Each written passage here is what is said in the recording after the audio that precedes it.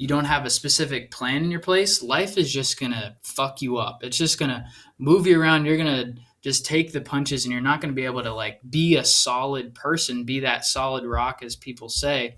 And you're just going to get blown around with the wind, you know? So, I mean, It's just funny. It's funny, the way you tell the story and everything. Funny how? Come here, though. Yeah, he's crazy, see?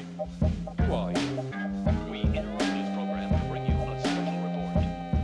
Are you ready?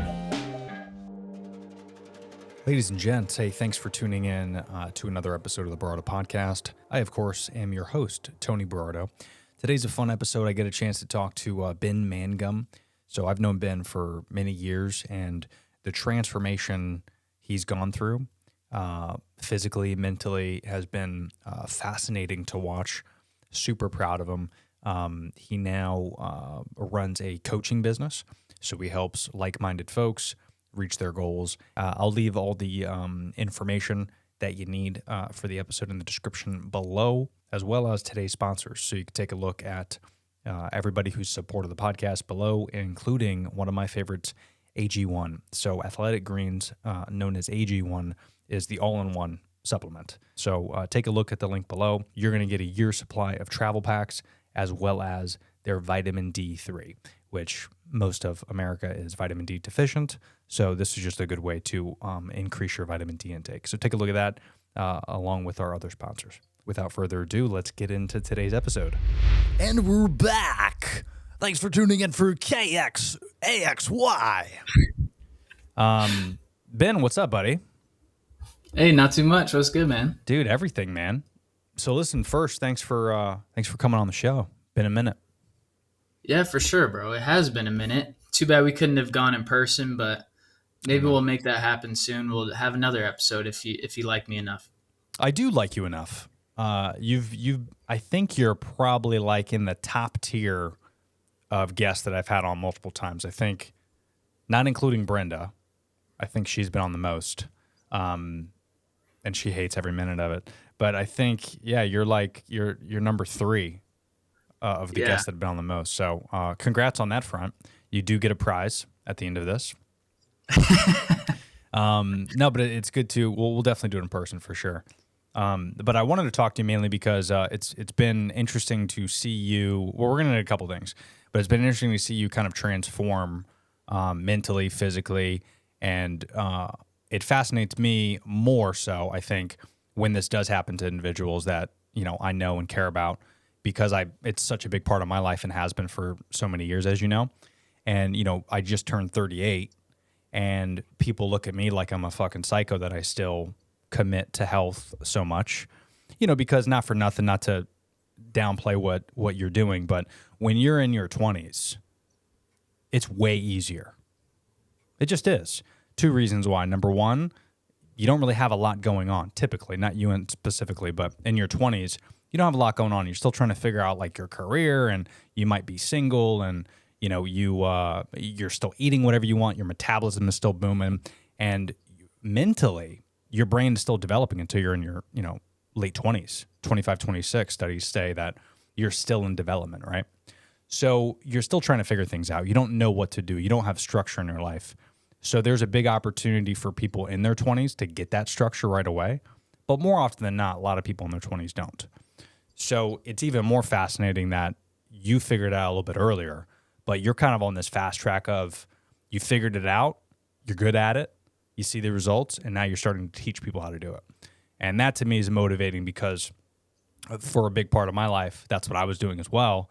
And then as you get older, you don't really have the time to do that stuff if you don't make the time. And I personally make the time, and it's shown residual benefits for me in my late years. So that's a big reason why I wanted to get you on, man, because it's cool to see, and I'm proud of you, and I can't wait to hear and see everything that's going to go down in your life. So congrats on everything. I appreciate it, bro. No, I'm really excited just to dive into it and talk to you more about it, because even though we connect from time to time with phone calls or whatever, but we don't always get to dive into everything. So it's cool to do it on a podcast like this, and then we can hopefully help some other people out too with sharing our perspectives on it. Yeah, man. No, that is the beautiful thing I love about podcasts. Every time we sit down and chat, whether it's FaceTime or over the phone, it's always like you don't. I mean, you kind of feel rushed, right? Because when you're on the phone, it's like it's during a weekday, or you're shooting the shit about one topic, but there's so much shit going on in both of our lives. There's so much to talk about. Like I feel like with most of my close friends, like you, is I I could probably talk to you for like 4 or 5 hours. So that's why the podcast is like such a cool medium, because we can really hash it out and talk about it. And I like podcasting in particular, these type of conversations where it's just shooting the shit with friends, because it lives forever. Like you and I have had so many cool conversations that weren't recorded, and I'm like, fuck, we should have recorded that so we can listen to it in 5 years. Like to see the growth is fascinating. Seeing the growth is really cool. Yeah. I haven't gone back to the old ones in a long time, but I don't really want to. But I know at some point, it's Yeah. just cool to see it over time. Yeah, for sure. And have you been on a few podcasts since your transformation? Have you talked about this type of This stuff? is the second podcast that I've been on, and I signed up for this platform called Podmatch, where you get connected with hosts and everything. So I signed up as a guest there, and I'm reaching out to other podcasts. So yeah, the plan is to get on one or two a week, something like that. I mean, Nice. that's pretty ambitious, but if I could get on 4 a month, that'd be dope. Yeah, for sure. I mean, it's kind of annoying that I was your second podcast, but that's fine. We won't talk about that. But I should have been your top priority. Okay. I'm just kidding. I was probably busy or something. I don't know. We're gonna say that I was busy. Let me ask you this, because I want to get into the fitness aspect of it, because that's interesting. But you are newly married, so that is, bro. That is exciting, bro. Congratulations. Thank you, bro. There's a lot going on. It feels good. Yeah. Congrats. That's awesome, man. And you guys got married where? Colorado Springs. Yeah, the pictures look beautiful. Yeah, it was nice. We got married at Garden of the Gods. We eloped, just us and the photographer. Went down to the little courthouse or whatever in the morning, then read our vows when we got our pictures taken. We got that on our video, just recorded it ourselves. So Nice. it was nice not to have the stress of planning a whole wedding. And Mm. I'm honestly really glad that we did it this way. Good. And Good for you. yeah, I couldn't agree more. Yeah. And I remember when you guys, when you first proposed, I think we were like at a sushi joint or something. And the four of us were talking, and we're like, even though our wedding was very small and minimal, and we planned it ourselves, and we didn't go big, and we didn't spend a lot of money, we kind of, not that we regret it, because it was so great to see so many people and so many friends and family, but if we did it even smaller, it would have been even better, because it was stressful leading up to it, and afterwards, and the cleanup, and you don't get a chance to really enjoy each other during those like 4, 5, 6, 7 weeks prior to, and then afterwards, unless you go on your honeymoon right away, there's so much like shit to deal with afterwards. So it's kind of cool you guys got a chance to experience that. And I think people need to do that more with everything, not just weddings, but like we're doing that again with our baby shower this weekend. We're not going big. It's just, less stress is better.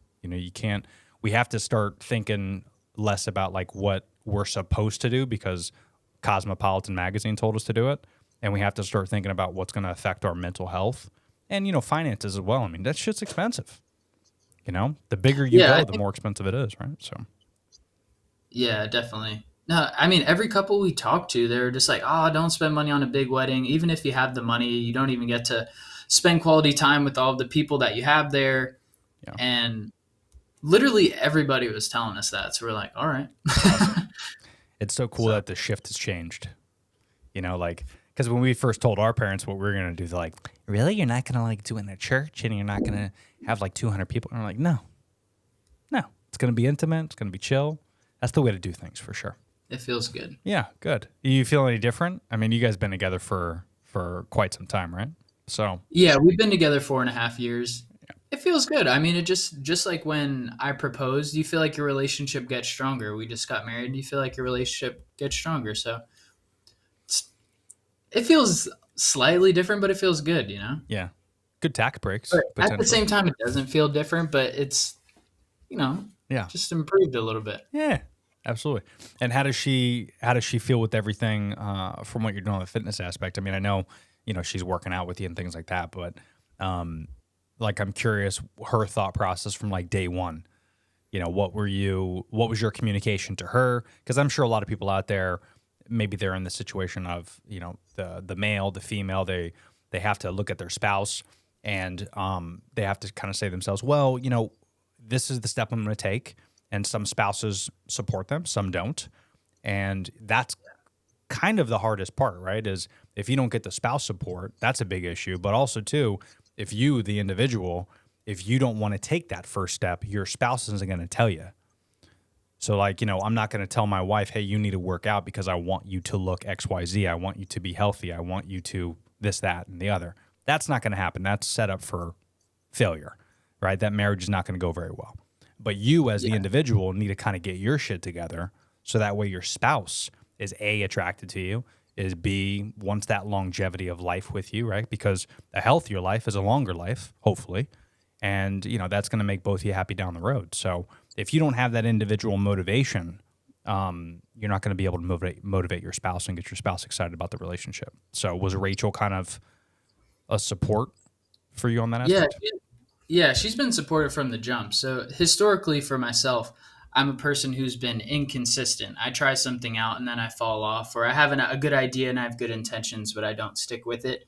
So when I was at my previous job, that's when I signed up for getting coaching for myself. And I basically just told her, like, hey, I signed up for this coaching program. He's giving me a workout plan, a nutrition plan, and you get on coaching calls and things like that. And even I was a little hesitant. I wasn't completely, it's almost like I'm gonna tell her, but just because you don't want to say something and then you don't follow through with it, because you spend a decent amount of money on it or whatever. So but the fact that you told someone, it also made me commit to it, and the fact that you pay for it, Mm. you commit to it. So I was at my previous job and I was like, hey, I signed up for this coaching thing and I want to take the gym more seriously. Like, I want to lose a little bit of weight. And she was super supportive in that. And like with counting the macros and things like that, like that was an adjustment to like what we were doing. You're not going out to eat every single day.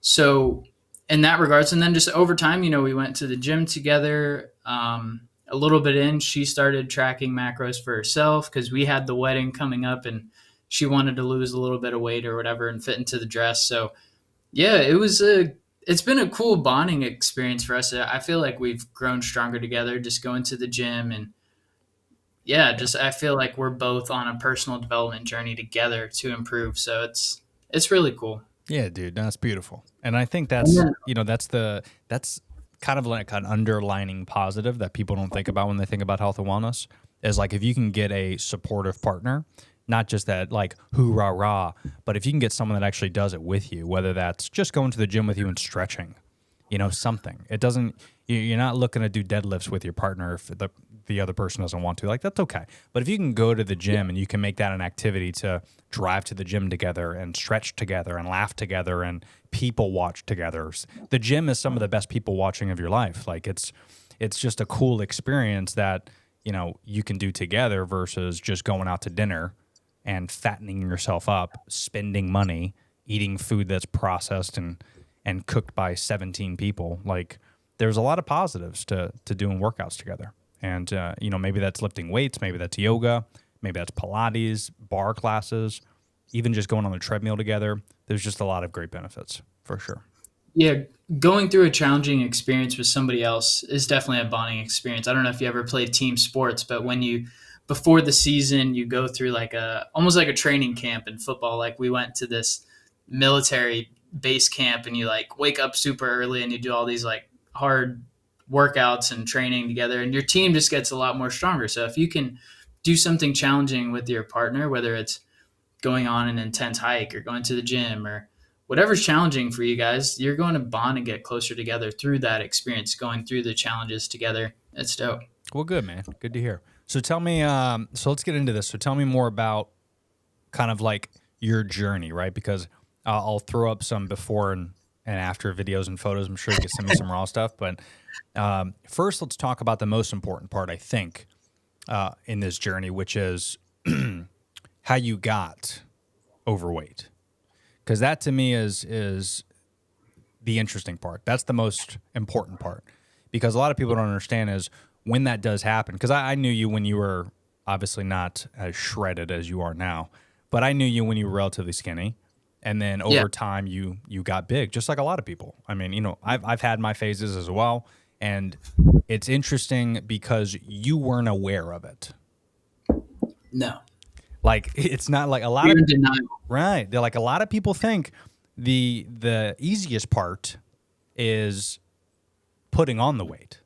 It's really not, because it's a long stretched out time frame where our perception is not reality sometimes when it comes to that. When you look at yourself in the mirror, yeah, you might not be satisfied with what's on the other side, but you don't understand the progression unless you're taking before and after pictures constantly. So one day you're going to wake up and you're going to be obese. That's just how life is. When there's those fucking HGTV shows, the 600-pound woman, do you think that happened overnight? No. Do you think she wanted that? No. She just kept eating and not working out and eating, and then eventually years down the road, now she's 600 pounds. Now she's got to try to figure out that situation. So I'm curious, like, what you were thinking these last few years, what happened leading up to it, and then the realization where it was like, okay, now it's game time. Now I got to change this. Yeah, I think at my age, like a lot of people, your focus starts to get a lot more in on money. And that was what my focus was trying to grow my business, trying to figure out what I wanted to do with my life, my career, my business, and things like that. And also during that time, something I've always enjoyed was going out to eat and eating food. Like that's probably my favorite part about going on vacation and going to places is trying food. And I never looked at the amount of food that I was eating as a problem. Like almost every single meal that I went out, like I was overindulging in food, and I didn't even know that it was. I didn't even know the definition of gluttony, but basically, I was, overeating just till I couldn't breathe anymore. For the most part, like I enjoyed trying out different food spots and just eating as much as I possibly could, and along with that, not really exercising. I mean, I went to the gym like 4 times a week was like amazing. And I was only going for like 15 to 20 minutes. Yeah. And then, yeah, maybe once a week, but there would be times and stretches where I wouldn't go for weeks or a month or whatever. I don't even know how often I was going really. Yeah. And then as soon as I basically got a pump, I'm like, okay, I'm good. Like I would literally go for like 10 to 15 minutes sometimes and was not pushing myself. And along with that, I mean, I've had trouble with alcohol since I was 16, just binge drinking, always drinking. So it's like when you drink, you make bad decisions and you're also just overeating. But I was doing that on a regular basis anyway. So overall, I just had bad habits and it just started to catch up with me because I did get, I would say, a regular office job and you're sitting all day and we would all go out to lunch and yeah, I just wasn't really that active. Like I would play basketball a couple times a week sometimes and I thought I was doing something like, oh, I just sweated a lot. I burned some calories, but dude, not burning enough. That's for sure. Yeah. Well, With the amount and the calorie deficit is one thing that, people don't really think about too much. I was never in the deficit. Never in the deficit. Yeah. So just because you're sweating and, you got in your 10,000 steps, but if you're intaking 4,000 calories a day and you're only burning 1,000, do the math, right? Yeah. You can't get results that way. So a lot of people And don't. I think I was probably eating on average between 2,500 to 3,500 a day. I mean, I'm going to guess. I never tracked calories or what I was eating, but yeah. Yeah. Just to give perspective, like I was eating a lot. Yeah. What was kind of the look that you gave yourself that one day where it was, because again, to put in perspective, from let's call it 18, right? 2017, Sure. I think is when we met, or 2017. So in that time frame, from then to what year, what was the weight you put on, and what was the day where it was like, shit, I need to do something with this? I would say on average, like back then, I probably weighed 180 pounds, and then I got up to roughly 205 pounds. Maybe I weighed a little bit more than that at a time, but the time that I started my program, I was 203 pounds. So, yeah, I mean, that may not even sound that dramatic, but for my body frame, I was starting to get up there. And like I said, I started to gain the most amount of weight when I was at my previous job because I wasn't as active. And now I have a lot more empathy for people who do get overweight because you're just sitting on your ass all day. You're sitting 8 hours a day at a desk and not being active, and then you eat whatever you want. Mm. So if I were to do that for 3 to 5 more years, like I probably would have been 250, maybe. Yeah. You know what I'm saying? So it's like that number alone may not sound like that much, but if you look at my pictures, like I was looking chunky. You're a little cute, chunky kid, weren't you? Yeah. I was starting to get the back rolls and shit. I'm like, oh God, I'd see pictures at the beach of myself. I'm like, Jesus Christ. Yeah. Well, and again, it's so easy to get to that point. It really is.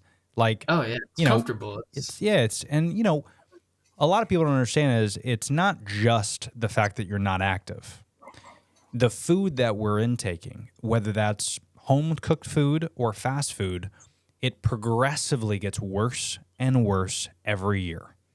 It gets more processed and it gets more manufactured because there's 330 million people in the US. In order to feed everybody, we can't do that off a couple hundred cows. We have to mass produce and we have to shoot all these animals with steroids and bullshit. And that's how it ends up on our plate. And in that process of shooting the animal with bullshit, treating the animal like garbage, and then cooking it, there's 1,000 people that touch that meat, from the farmer to cutting it and then freezing it and then shipping it across state lines and getting to your table and then frozen and then unfrozen and frozen and then cooked and then fried. And there's just so much shit that goes into it. And it would hurt your brain if you did the math on how that happens. But to boil it down very simply, if you had to pick a fast food chain that's the healthiest, what would you say? Like off the top of your head. Yeah, Chick-fil-A. Chick-fil-A. That's exactly what I would say. One Chick-fil-A sandwich is almost 500 calories. One sandwich, not the fries, not the soda, not the lemonade, because I know you motherfuckers get the lemonade. One sandwich is 500 calories. The average, if you want to maintain weight, we're not talking calorie deficit, but if you want to maintain weight, recommended average is 2,000 calories a day to intake.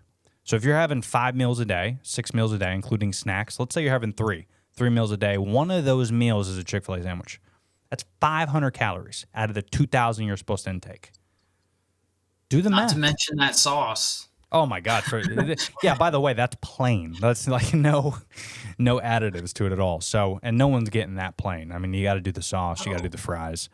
So it's very easy to get to that point. And you add in the fact that most of Americans sit down for 6 to 8 hours a day when they work, and they're not active. So you're eating all these calories, and then you're just sitting on your ass and not doing anything, and you're looking at a screen. So you're being depressed because that mental health is really, really being affected when you're at a dark room and you're staring at a screen, you're not getting sunlight. And there's a lot of negatives that come from that. So if you're going to eat like shit, at least work out every day, right? Or eat better, work out every day. You feel better. You're going to perform better at work. You and your spouse are going to be happier. I mean, there's no negatives that come from it. Everything that I've learned over my years is there's just absolutely zero negatives to being active. There's no excuses on any level. It doesn't matter. It's crazy. And have you seen, because obviously I've seen the transformation, but have you seen, let's call it a year ago to today, mentally, not just physically, but mentally, how are you affected? Man, I could talk all day about it, really, but it's so cool because I felt like I had a solid mindset growing up because I've been into personal development for a while as far as watching content about it and everything like that. But I didn't realize how much I was just thinking and consuming about positive things, but I wasn't taking action. So overall, I would say my biggest problem is I always ran from pain and I ran to pleasure. So I was pleasure seeking all the time.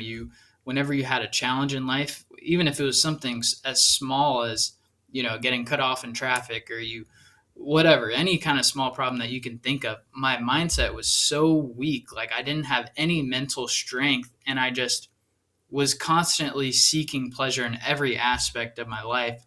And yeah, I had poor habits. I was inconsistent. I was undisciplined. I didn't really know my purpose. I felt like I kind of started to figure things out as far as starting a business or whatever, but I really wasn't fulfilled to the level that I am right now. And when you're not clear on your purpose, if you don't have like clarity on what you're after in your life, your purpose, and you don't have a specific plan in your place, life is just going to fuck you up. It's just going to move you around. You're going to just take the punches, and you're not going to be able to like be a solid person, be that solid rock, as people say. And you're just going to get blown around with the wind. So, I Yeah. mean, there's a lot of different examples I could share of just how weak my mindset was over time. And, yeah, I just feel so much better. And I feel like I just have so much more gratitude for life and everything. That's great, dude. That's great to hear. But it is interesting how you're describing it, because that's one thing I've noticed and Brenda can attest to this for sure, is when I don't work out, or if I'm not active, I don't go for runs, I don't do the sauna, I don't do my ice plunge, I am one of the biggest pricks on the planet. And I figured out the math. It's about 48 hours. That's the time frame where if I don't do either my sauna, my plunge, or some type of training, weights, that I become the biggest asshole. Not just to Brenda. It's not like I'm beating her or anything. I just mean like in terms of like, just I'm snippy. She'll ask me to do something. I'm like, or like Oliver, my dog, if he freaks out or does something, I snap at him like I never snap before. I'm just noticed I'm very on edge when I don't train. And I think guys in particular, a lot of people don't understand, is we need this. Like, we're hunters, okay? We're not gatherers. We're not meant to be foraging and fucking picking fruits. We're meant to be out hunting and squatting and lifting things up and putting them down. Like, this is what we're supposed to do. It's in our Yeah. blood. Testosterone. There's a reason why you build testosterone when you train. That's because your body needs testosterone to build muscle, right? So if you don't train and you don't build muscle, literally by science, you'll have less testosterone. You'll lose it, and you'll lose what it is, I think, personally, one of many things. What makes you a man? What makes you a man. And, women need us, and, men too, depending on, if you're gay, more power to you. But are both of you filled with testosterone? Probably not, right? There's one guy or there's one girl that needs to look out for the other person, right? So no matter what, if you're a human being and you're in a relationship, one of you have to be stronger than the other. You have to, because you need to protect each other, right? And that's one thing that I pride myself in, is I need to protect my wife and my family. I need to protect my family. When I was single, I was like, I need to protect my family, because if my parents get a little bit older, I need to be able to lift them up the stairs, right? Like, I don't want to be miserable and useless as I get older. And I don't want people to rely, I don't want people to have to take care of me. Like, that terrifies me beyond belief. And Yeah. that's a mental strain as well. And there's a lot of depression that leads to that. So if you can avoid that, right, in an early age and get in a routine, you're going to be, I think, personally, just mentally a lot better as well. Yeah, it wasn't until I got on the program that I realized that I'm naturally a very lazy person. I just want to lay around and chill and not do anything, and fucking just be a lazy piece of shit and eat, or like, yeah. So it's like I need something that's difficult to push me every single day to lift weights and have to exert yourself in order to actually get the ball rolling every single day and do what's required of yourself. And yeah, I just always wanted to I was entitled all the time. Like if I don't work out, I'm very entitled. Like I just want things to go my way, and Mm, I don't want to fucking work for shit. And yeah. yeah, And, have you noticed this to where, I mean, again, this is just me personally, but when I work out, once I get in the mode, usually it's about 15 minutes in. It's about post stretching and when my pre workout kicks in, which either is a legit supplement or maybe it's just a cup of black coffee. But when I start like getting into it and I start stretching and that first bead of sweat goes down, you can't. I'll be there. I'll be in there for 2 hours. Like you can't stop me. Once you get in it, it's like one of these things to where nothing matters. The fucking Kardashians on Hulu doesn't matter. TikTok doesn't matter. Your problems don't matter. The stress that you're dealing with your family, nothing matters. It's that moment. It's the dumbbells. It's the weights. Once you get in it, I could be in there all day. No? absolutely. The pump's secure, man. Every single morning I wake up, as my mind is active. Like I just can't stop thinking. Even if I don't have a big problem going on in my life, I'm just thinking about whatever. You're scrolling on your phone, and most of the time I'm a little anxious about the future, about things I should be doing or I haven't done. And Mm, once I get into the gym and you start pushing yourself, you just get into that. Yeah, like you said, you get into the zone and you're just focused on that one thing, just pushing yourself as hard as you can. And then you start becoming a problem solver after that. Once you get out of the gym, you're like, oh, okay, that's what I need to do. All right, boom, boom, boom. Like even if it is a big problem, you just look at the solution instead of complaining and being focused on the issue. You just start to get way more clarity on what needs to be done. for sure. And this is the science behind, cold and heat shock proteins. For people that don't know, the reason why cold therapy and going to the sauna, the reason why these are so beneficial to our overall mental and physical health is it pushes your body, it tests your limits, and it pushes you to the brink of giving up. And then once your body's about to give up, your body says, "Meow, meow, meow. We need to go into overdrive, guys. Let's go." And now your body goes into this new level that you didn't know existed. And that's the benefit of not just training, but just pushing yourself to limits. And I know you guys talked about Yeah, not some half-ass training. Yeah. yeah, and that's the key is when we talk training, we're not talking fucking 8 to 10 reps, 3 sets, 2-minute rests in between. You stretch a little bit, like we're not talking that. We're talking you need to fucking push yourself if you want to get the results. That's the key that people don't understand. And again, it's tough for sure. But I love what you said because when you do push yourself and you get those results, that's just a bonus. That's a caveat. The big result, I think, fuck how you look because that's a big benefit. But fuck that shit. Think about this. Think about you're pushing yourself so hard and you want to give up. And then you find out that your body is capable of 5 more reps.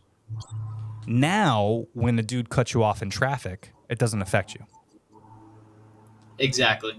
Yeah, it's whether it's amount of weight or like confidence is built when you don't know if you can get a weight, whether it's like a high amount of weight or the reps that you do. If that confidence is built when you don't know if you can do it, and then you go after it and you actually get it, and it's like fuck, like I did it. Like That's it, dude. you just get into that new level of, just get into a new level of your mind that you didn't know you were capable of. Yeah.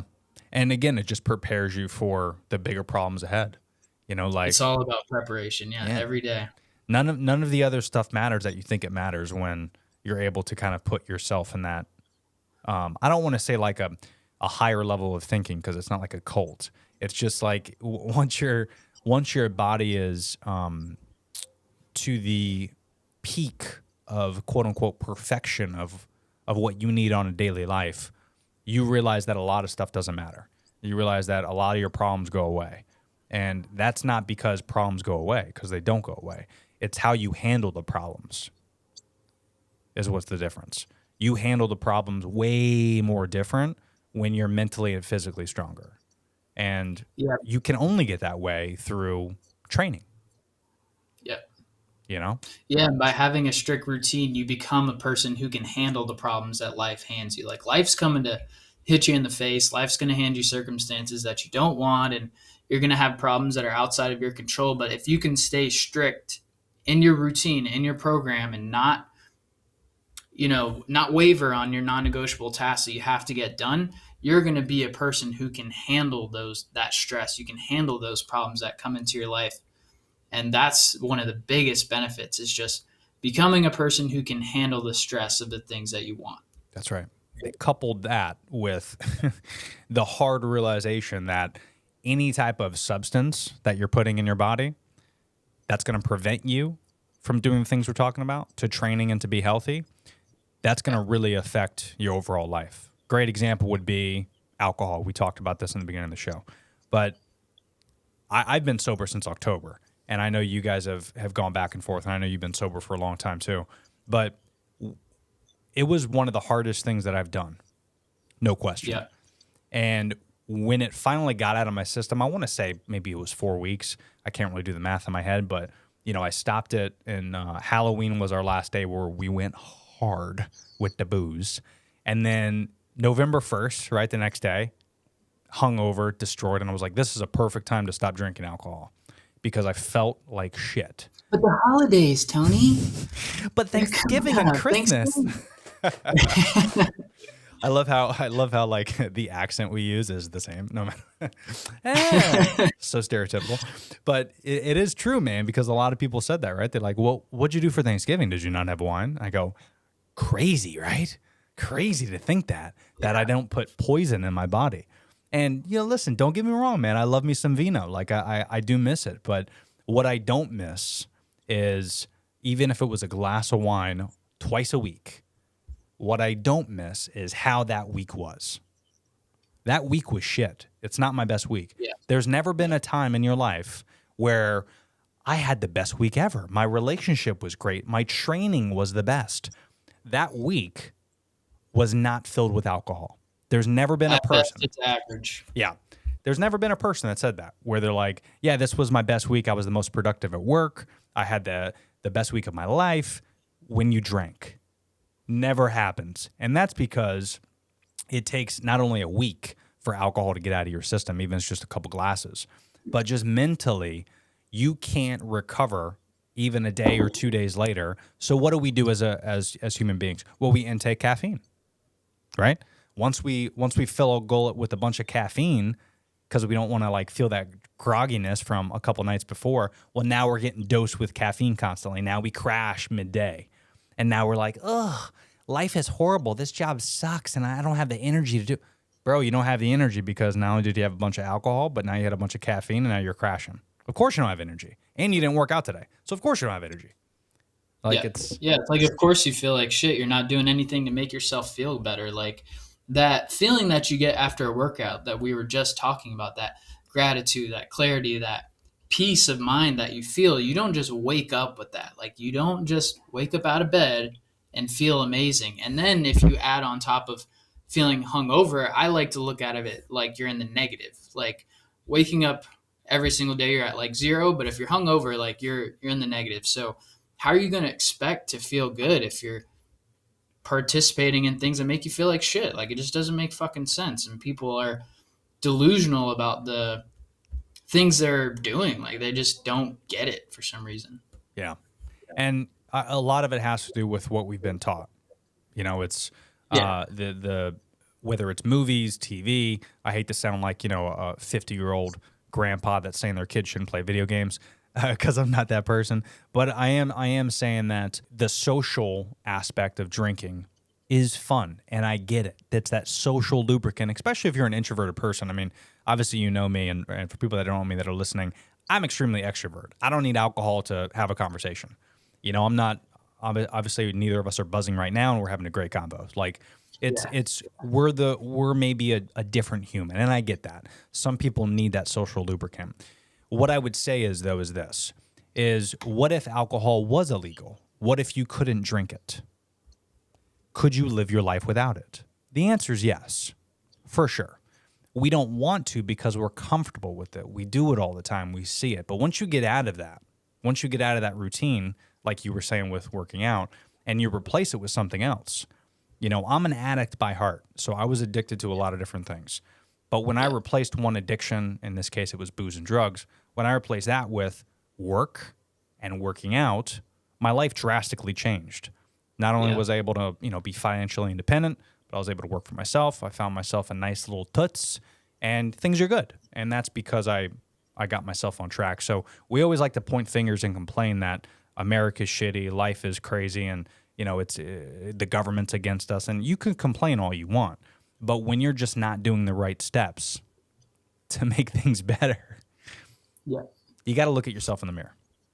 And also, I want to say, so I would say I'm in the middle as far as extroverted and introverted, but for a long time, I was more on the introverted side because I had a lack of self confidence. I was very insecure, and unless I felt comfortable around certain people, I didn't want to be around a lot of people, or I felt uncomfortable when I was in crowds of rooms. And why don't we see that as a problem that you have to drink a beer, you have to drink several drinks in order to feel comfortable enough to have a conversation with people or to feel confident enough to look a group of people in the eyes. That is a problem. And a lot of people want to blame that on being introverted. And the reality is, a lot of people just don't put themselves through enough what I call self inflicted adversity in order to gain that self confidence to be able to talk to people.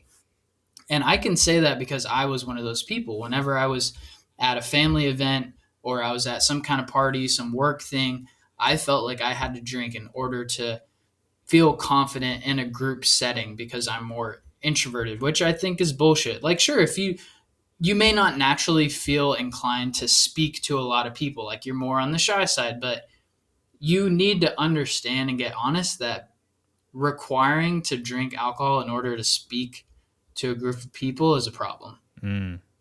Yeah, that's a great way to put it. That is a problem. And I didn't even think that that was what I was doing when I was drinking as often. I just thought that was normal. right, Like in our culture, it is. You can't. Think about it. You can't go to a restaurant unless it's a fast food chain, and even that, some fast food chains are now actually starting to serve alcohol. It's like you can't go somewhere outside your house where alcohol and shitty, greasy food is getting pushed down your gullet. So there's no reason why you should have the mentality of what you just mentioned. That's a great way to put it, to where we accept it as like being introvert. So you dose yourself with alcohol. But when you understand and you do the research of what alcohol is and what it does to your body, and there's a reason why we don't allow kids to drink alcohol. It's because it shortens brain development. And there's not enough studies to prove to us that it doesn't shorten your brain development as we get older, right? We talked about earlier where your brain's still developing at the age of 25. So if you're drinking from 21 to 25, technically your brain's still developing. You're still learning. You're still at a very, very impressionable age, outside your brain and inside your brain. Like the way your muscle can actually, the way your brain inside your muscle can actually develop is very similar to how your muscles can when you're working out. Is if you're not utilizing that brain to work out and you're just utilizing it to drink and to fill yourself with this nonsense, there's a reason why when you're in your 30s, you're still drinking every single day. You're still drinking every single weekend. You've been predisposed to this at a young age. And that's why it's so important that's why I love that you're doing this coaching, is you surround yourself with not just like-minded people, but that people have gone through the struggle, people that have the ability to walk you through what to do and what not to do. And, we look at these things, quote unquote, coaches, as like, oh, I don't want to do that. Like, I know what I'm doing. There's YouTube. I get it. But dude, there's been social media for 20 years. And what are you doing with your life? Like, some people need a little push. And as an ex-personal trainer, people always laughed at me saying, I don't need a trainer. I don't need this. But you'd be amazed at just working with someone a couple days a week, a couple days a month, something, giving you that extra motivation, not a full-time thing. I would imagine with your program, you're not looking to coach these people till they're in their 60s. Some people need just a little push, and they need a little guidance, and they're not getting it on social media. They're not getting it from their family. They're not getting it from their alcoholic friends. Where can they turn? Yeah, right? Absolutely. I think the biggest thing, most people have no structure in their life and they have poor habits. So that was the big reason why I got coaching for myself to lose weight, was because, okay, I know how to work out. Like, I've been lifting weights since I was 14. Like, I know the different exercises I should do. I wasn't that educated on nutrition at all, but my point is that I had no discipline and structure. So I knew by investing in a program and investing in a coach that there was going to be somebody who was going to hold me accountable. And the fact that I paid money, like you have to pay attention. So that's one thing people need to understand. You may already know how to work out, or maybe you've lost weight in the past before, but you fell off. A lot of times people need to change their mindset. They need some accountability, and they need to get around a positive group of people who are going to push them. So, yeah, even if you're in the gym already right now, but if you still look the same as you did a year ago, that's a problem. Or if you feel like you're really not, you feel like there's something missing in your life, you feel like, just your life is average, you're not really living your purpose, you don't feel fulfilled, you'd be surprised how changing your mindset and your perspective on things, along with changing why you're doing things like lifting weights and basically what we were talking about before, how you feel after the gym. I feel like if you're not aware of those things, some people just don't have the self-awareness to understand what they're doing. They just look at it as like lifting weights or whatever. They're going through the motion. But Right. if you change why you do something, it'll mean a lot more to you. Yeah, that's such a great way to put it too, because structure is, I think, a big reason why I continue to train and to work out is because I need that structure. And sometimes, Yeah. I look at myself in the mirror and I don't want to go to the gym. And my gym's at the house now to where it is maxed out. Like I got a nice floor, I got my home mirror, I got these brand new dumbbells from Bowflex that adjust and go up to 100 pounds. Like I got the sauna, I got the ice plunge. Like it is decked out. Smith machine. But some days I wake up and I'm like, I don't want to do it. And very similar to like brushing your teeth, you don't want to do it sometimes. Sometimes you have that coffee. Sometimes you have that coffee in the morning. You're like, oh, I don't want to brush my teeth because I'm about to have breakfast. I'll just do it later. If you do that with working out, like brushing your teeth, there's going to be long-term negative effects. If you don't brush your teeth for a long period of time, you're going to get cavities. You're going to get gum disease. Like there's negatives to not doing these important steps. Just like working out, there's negatives. You're gonna gain weight. You're gonna feel lethargic. You might get diabetes if you get too big. You have type 2 diabetes, eventually you're gonna lose your legs. Like there is some serious fucking side effects to not training and not working out. And we're getting to this point to where we look at people like us that maybe work out and talk about fitness. And I get a lot of heat because of my podcast, talk a lot about health, wellness, and Really? oh, dude. Like some of the videos I put out about circadian rhythm and stuff. Like I put out a video about how important circadian rhythm is and getting outside.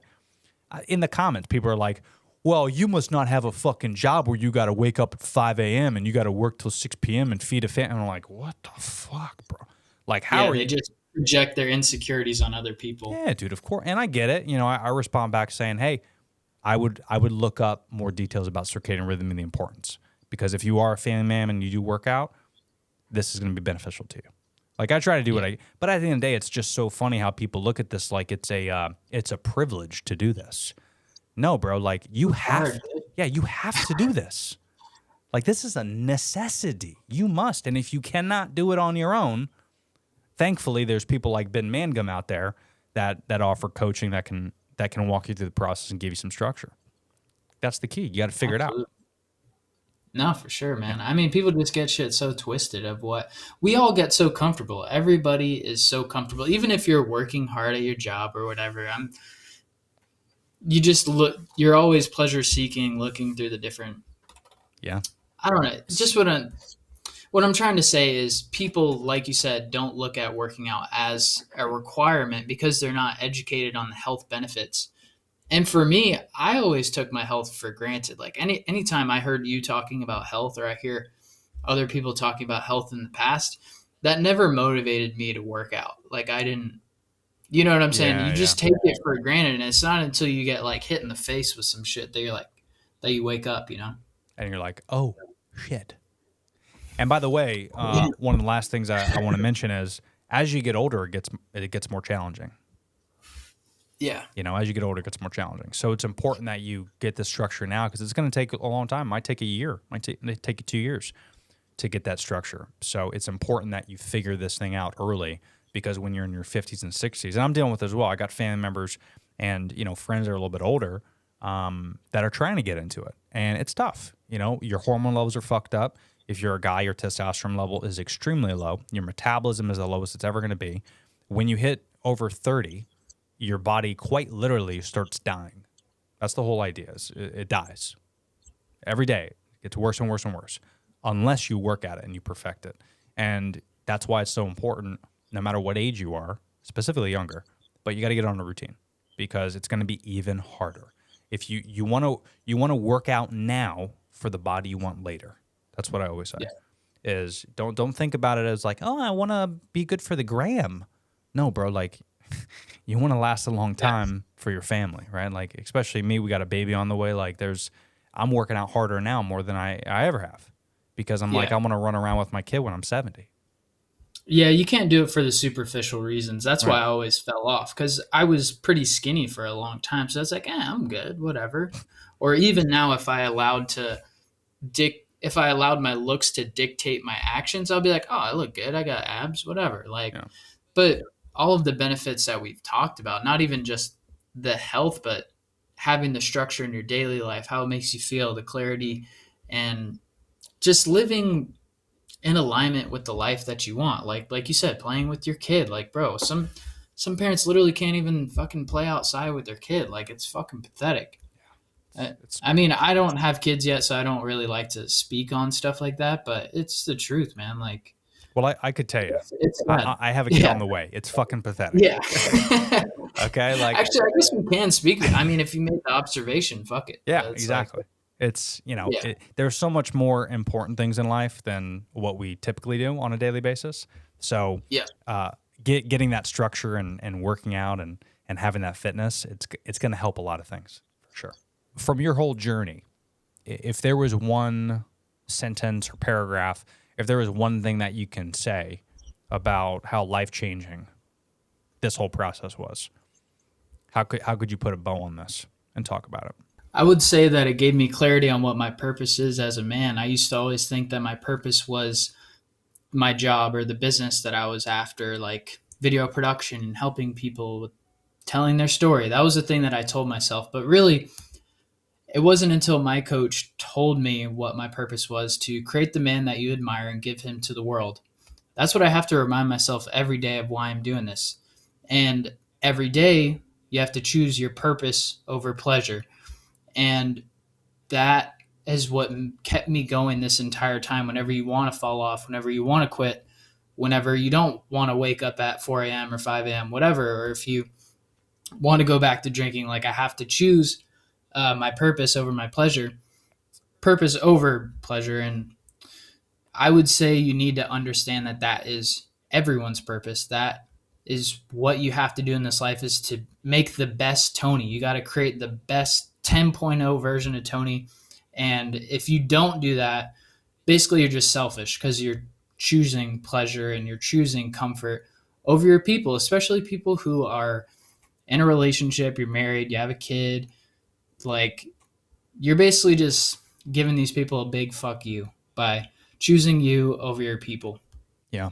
And you need to understand that the drinking, the smoking, the drugs, the overeating, it's all pleasure. I know you have a story that you're telling yourself of why you continue to do it because you like it and it's fun and I enjoy it, but nothing about it is making you better. And once you get clarity on your purpose and you start to live it, you'll start to realize and feel that this way of living feels so much better. And once you're exposed, once one is exposed to this life, you can't go back because you know what you are capable of.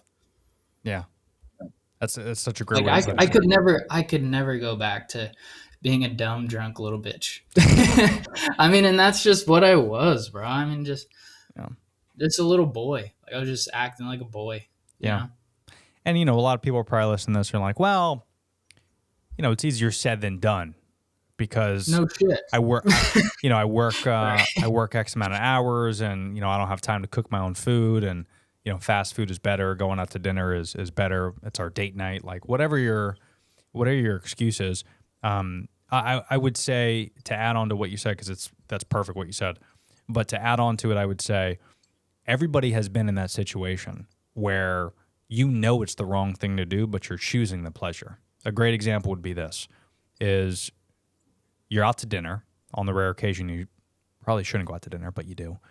But you're out to dinner and you're having a quote-unquote cheat meal, right? Something that's a little bit unhealthier than you typically do. You feel full. But then you see the dessert menu. And you're like, fucking cheesecake? Ooh, it's so good. And I says to you, I go, but hold on, John, the cheesecake is not healthy. You're aware of this, yes? What do you say every single time? Oh, but it tastes so good. That's what you say. So, John, you're a fucking idiot. You need to listen to this. Everything that is good for you probably doesn't taste good, but that's not why we do it. We do it because it's better for us and it extends our life. And mentally and physically, you're just going to feel better. So you have to stop thinking about these short-term satisfactions. And you need to think about the long-term satisfaction. The long-term satisfaction is this, and I bet if you ask every single person that has died of some sort of respiratory or respiratory disease or maybe diabetes or something that could have been avoided just through fitness, health, and just taking care of yourself. If you ask every single person, they would not eat that cheesecake. They would not eat that cheeseburger from the fast food joint. They would not. They would have so many regrets. So if that's the case, avoid that in the early on and just don't surround yourself with that type of stuff. If you like sweets, don't buy Oreos and keep them in your pantry. Oh, but it's just the occasional cheat. No, bro. Like, that's temptation. That's like me saying I'm so happy with my wife, but I'm just going to follow like these couple hundred Instagram models. I just want to look. There's not going to do any. No, but it's the pleasure I want. That's the difference is get that shit off your Instagram feed so you're not tempted by it. You need to surround yourself with the good things that make things better for you, and you're going to live a longer, healthier life. It's going to be harder for sure, but you'll have no regrets down the road. Absolutely, yeah. You give me an inch, I'll take it a mile. I'm an addict. I had to get real that I have an addictive personality, and I always looked at addicts like, they do heroin or meth, and because I didn't do that, I didn't have an addiction. But to alcohol and overeating, chasing women, porn, all that shit, bro. I mean, it's just, that's the beautiful thing about fitness and getting healthy is you are like the core, like you're the main pillar or whatever. And once you get that aligned, you start to see all the different areas where you're fucking up. And when I started to get better, I had to get honest with myself and realize that I'm an addict. And it's like, well, I might as well be addicted to something good like lifting weights. And so I don't look at it as a negative thing now, which is cool. And yeah, I mean, But I'm sure you did. a lot of people just need to be honest, but I'm sure you did, right? When you first woke up, those first couple days at 4 a.m., you're like, fuck this. This is stupid. Oh, every day. Dude, every day it fucking sucks. Yeah. Like, I don't want to do it. And I want to just sleep in, and I don't want to go to the gym or. Still, but you have to remind it. Yeah, no. And you have to remind yourself that it's not about you, and you're doing it for your people. You build yourself up to give yourself to your people.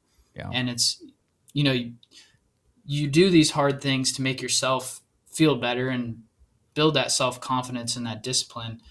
But if you're only doing it for yourself, you're going to fall off the wagon. But if you remind yourself why you're doing it for other people, then it's, you're going to stick in it with the long run.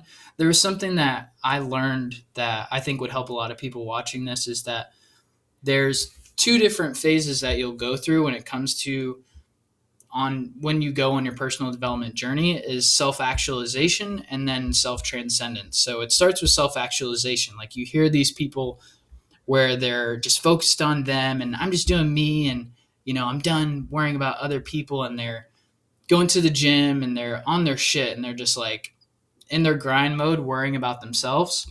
But at some point when you heal yourself, you have to then go and help other people. And if you choose not to help other people with the things that you healed of yourself, then you're selfish and you're basically an asshole. And you'll see it in people now that you know this, is you'll see people who are still in the phase of self-actualization. They may have a lot of money. Like, you know, that guy who is like selfish about how he made money. Like, he doesn't want you to know how he made money. Like, he's weird about it and shit. Like, those kind of people are like people who are facetious and they don't want to like tell you how they got fit or how they became successful or anything. Like, they're just worried about them. They don't care to help you. So Yeah. my whole point is when you build yourself up, you do it for other people, and that's what it's all about. Yeah. Being selfless is Yeah. extremely important. And a lot of people won't have that quality until you get your mind right. You know, Yeah, and you got to do it, but you got to build yourself up first. There's a lot of like people, I would say like parents are very a common example, like moms. They're always like giving to other people, giving, but their life is turning to shit because they're not working on their body or anything. that's right. Yeah. Yeah. Yeah, it's very similar to like the airplane analogy, right? Like if the plane's going down and you got a kid next to you, right? Yeah, You got to put your mask on first, and then you could worry about the kids. So that's how you got to treat, you know, your life, is you got to get your shit together first. And the best way to do that, like you said, is personal development, finding a coach, and figuring out what you can do to make this. Because there's a formula. I mean, there's a lot of Absolutely. there's a lot of different formulas, and there's a lot of great folks out there with some great knowledge, but I think it is important the little amount of money that it might cost you to get that development is nothing, right? Like it's Absolutely. like as much as money as we spend on streaming services and going out to dinner and Starbucks coffee, if you could just make a sacrifice for a month and spend it on, you know, someone like yourself or a coach or a personal development, and just figure out what it cost you, and then just do that. Set aside money and there is not a single thing that you pay on a monthly basis that's going to give you better residual benefits than that. It doesn't exist. Yeah. You know, one of the most important things in my life is my gym. And if someone was to tell me that I have to sell everything I can to pay my mortgage, the shit in my gym would be the last thing I sell. And that's weird to say. Like, I would sell these microphones, I would sell whatever I have to do to pay the bills. The last thing I would sell is my gym. Because not only does that keep me physically ready to rock and roll, but mentally it keeps me stronger to deal with all the bullshit. So if I am selling my life to pay my mortgage, the last thing I want to sell is my gym, because if I'm broke as hell and I'm stressed out, I'm going to need the gym. Like And that gym's going to get you back on track to making money. Fuck yeah. Like, there is not a world that we're going to live in that it says, you know what we need? We need that Netflix subscription to live. That doesn't exist. You don't need that shit. No. You need to be healthy. You need to work out. You need to focus on yourself. And the gym is one of the things that's going to get you on track to do that. So. Absolutely. Well, dude, it's been fun as always. I've always wanted to. I think most of the conversations we've had, at least on the microphone, has been about, you know, content creation, social, and all that. So I'm glad that you're as passionate about this as you have become to be these last 12 months. I mean, really, this is the journey, right? I 12, mean, 18 dude, months. I've been into like I said, like playing football, growing up as a kid through high school. Like, I was into personal development and things like that over the time, but I wasn't putting in the action. Right. Like, Yep. I wasn't living congruently with the life that I wanted. I wanted this thing. I knew I had potential, but I had poor habits and I didn't have discipline and a routine. So it was finally that I invested in coaching, that I got somebody to smack me upside the head and get me right. So now that I've healed myself, got sober, have a lot more discipline, I want to help people with what I did. And I love it, dude. And it's great. So it's man. not like I just randomly started working out for the first time ever. Yeah, of course. Yeah, but now, I mean, the whole journey, it's been what, like 12 months since you've really been going hard? 7 months, yeah. 7 months. Yeah, that's crazy. And it's such a short amount of time frame. Like, people think it's a long time, but it's not. I mean, 7 months is nothing. You know, it's a blink that happens. And what's cool about it is it's the hard part in the beginning, right? The first probably 2-3 months was really difficult for you, I would imagine. But then as you get into it, it becomes, again, like we've talked about numerous times, a part of the routine. It's brushing your teeth. It's fucking going to bed at a certain time. Once you get in the routine, it's hard to get out of it. So a lot of people look at what we're talking about like, I don't know if I can get started, and I don't know if I can maintain. No, bro, like, just like anything else, once you start a routine, it takes 28 days